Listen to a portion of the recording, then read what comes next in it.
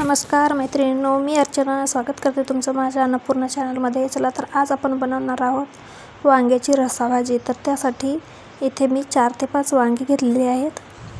तर त्याचे देठ काढून टाकायचे।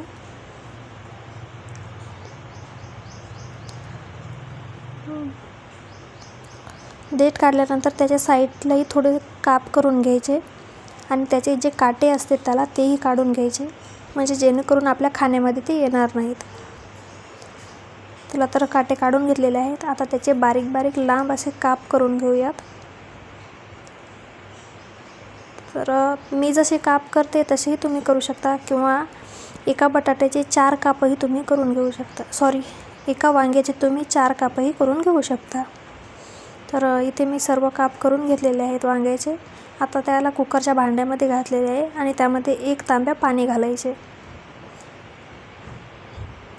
आता त्यामध्ये पाणी घातल्यानंतर थोडे मीठ टाकायचे आणि त्याला साईडला ठेवायचे, म्हणजे जेणेकरून आपण फोडणी टाकेपर्यंत आपली वांगी काळी पडणार नाहीत। चला तर इथे मी कढई घेतलेली आहे। कढई छान अशी गरम झालेली आहे। कढई गरम झाली की त्यामध्ये 2 ते 3 चमचे तेल घालायचे। तेल गरम होऊ द्यायचे आणि त्यामध्ये मोहरी घालायची। मोहरी तडतडली की त्यामध्ये थोडेसे जिरे घालायचे आणि थोडासा बारीक कट केलेला म्हणजे कुटून घेतलेला लसूण घालायचा। तर लसूण छान असा लालसर होईपर्यंत परतवून घ्यायचा, जेणेकरून त्याची जी कच्ची चव असते ती आपल्या भाजीमध्ये उतरणार नाही आणि भाजी खायलाही छान लागेल। तर लसूण आपला लालसर झालेला आहे। आता त्यामध्ये थोडीशी हळदी घालायची आणि आपण जी वांगी कट करून ठेवली होती ती घालायची।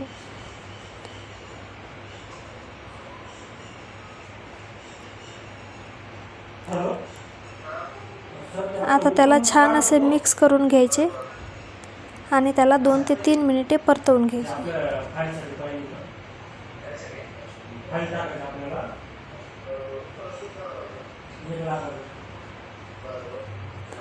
तर त्याला मी छान असे परतवून घेतलेले आहे।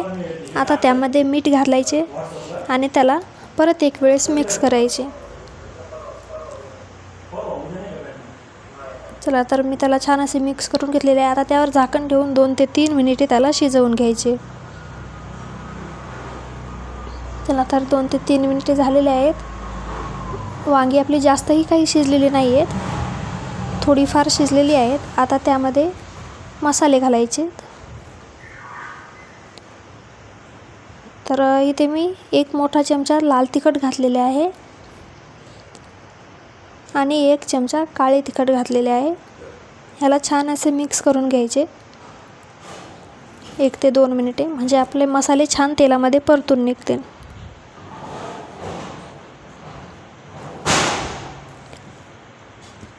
तर मसाले छान असे तेलामध्ये झालेले आहेत। आता ह्यामध्ये मी शेंगदाणा, खोबरे, तीळ आणि डाळवं ह्याचा कूट करून घेतला होता तो घातलेला आहे।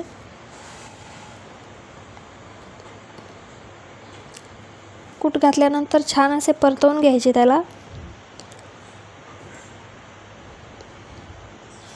तर बघू शकता किती छान अशी दिसत आहे भाजी। आता त्यामध्ये 1 ग्लास मी पाणी घातलेले आहे। तुम्हाला हवे तसे तुम्ही घालू शकता। तुम्हाला जास्त पातळ नको पाहिजे तर तुम्ही पाणी कमी घाला। बघू शकता किती सुरेख असा रंग आलेला आहे। तर 5 ते 6 मिनिटे मी भाजी शिजवून घेतलेली आहे। बघू शकता तुम्ही किती छान अशी तर्री आलेली आहे। तर तयार आहे आपली वांग्याची रस्सा भाजी। चला तर सर्व करूयात। तुम्ही माझ्या चॅनलवर पहिल्यांदा असाल तर लाईक, शेअर आणि सबस्क्राईब नक्की करा। बेल आयकॉन प्रेस करायला विसरू नका।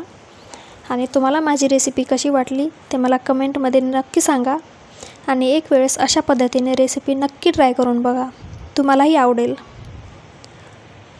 Thank you.